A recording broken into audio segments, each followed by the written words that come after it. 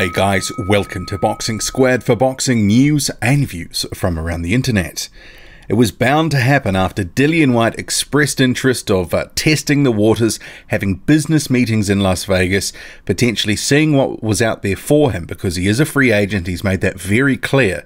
Frank Warren has come out publicly through BT Boxing No Filter, an interview on that channel, saying, look, come and see us, come and work for us. You're going to earn more money, that's for sure.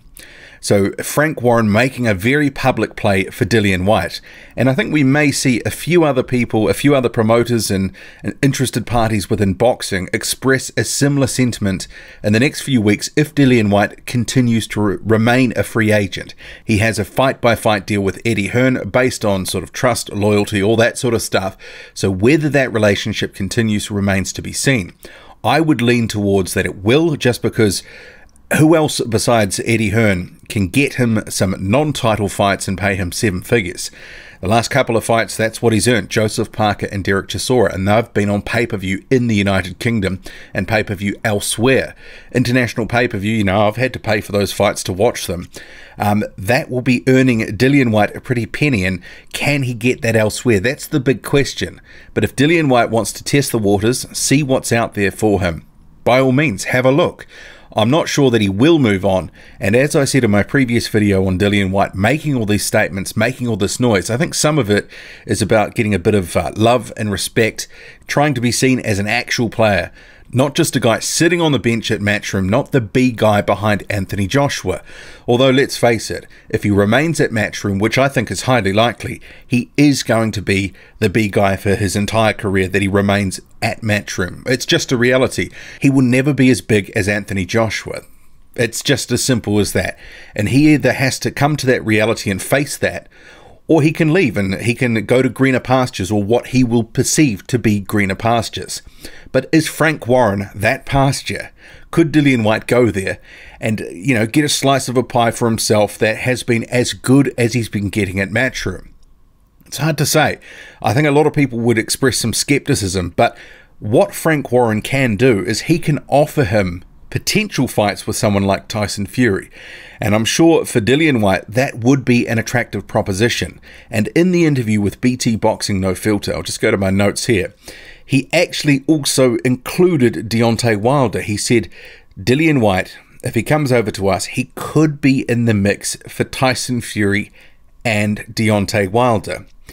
And if you sort of take a look at the sentiment, read between the lines, you could take from that, if Deontay Wilder, Frank Warren believes that's a fight that could happen, is that sort of more of an indication that the fact a Wilder and White fight hasn't happened, more of a judgment on Matchroom, because White is with Matchroom and Wilder doesn't want to deal with Matchroom. I mean, he's spoken of Dillian White before, saying, you know, kings chase kings and Dillian White's a peasant, all this sort of stuff. And he said he's willing to wait him out, freeze him out, but White can go off and face Luis Ortiz if he wants to get in the queue and fight him. He said he would give White a shot if he fought and beat Luis Ortiz. But obviously that wouldn't be for some time anyway. One, Ortiz has got a fight scheduled, and Wilder is off facing Fury potentially next.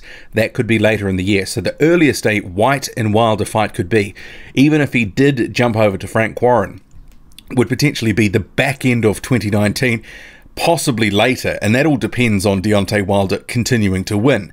And say, for example, if Deontay Wilder lost next, there would probably be a trilogy fight anyway. So you're talking a Deontay Wilder and Dillian White fight probably in mid-2020 at the earliest. That's, you know, just me sort of reading the tea leaves on that one.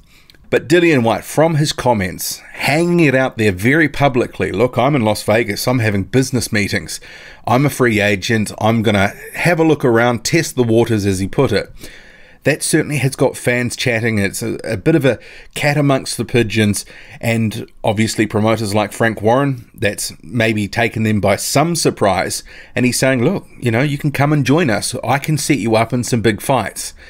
But honestly, if we look at this, I'm just not so sure Dillian Whyte is moving on. I think some of this is noise for the sake of just, a bit of profile building, trying to make it clear to everyone in the division, in the boxing community, boxing fans in general, that he is a player in the division. He deserves some respect because he has been selling himself in some of these interviews, talking about, what he's done, where he's come from, what value he brings to a fight, and he doesn't want to be lowballed, and people need to treat him with some respect and give him proper offers.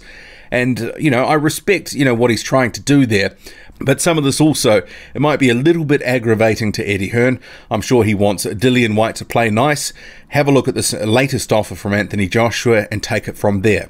I still think the most likely option is Dillian Whyte versus Anthony Joshua in April. But if it's not and Whyte bounces and goes somewhere else, well, who knows what could happen next. There's talk of Jarrell Miller potentially in June in the United States, but who really wants to see that? I mean, Jarrell Miller hasn't really done enough, in my view, to justify that fight now, because he's been fighting Neville Nobodies the last couple of fights to stay busy, keep himself in the conversation and preserve that O. Yeah, so Dillian Whyte, interesting times. Frank Warren making a play for him, saying you will make more money with us. Just interesting, actually. There were a couple of tweets that I wanted to point out after I retweeted the BT clip.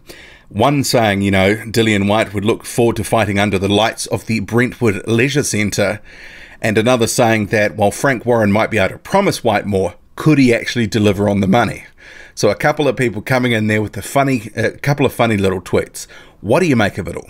Is Dillian Whyte really moving on, and is Frank Warren really an option? Could he put on the fights that Dillian Whyte would want and pay him the sort of money that Eddie Hearn has? I'm a little skeptical, and I'm not sure he'd be stepping immediately into big fights, whereas he can with Eddie Hearn. Drop a comment, loud and often. Hit like, hit subscribe, follow me on Twitter, boxing_squared. I'm out.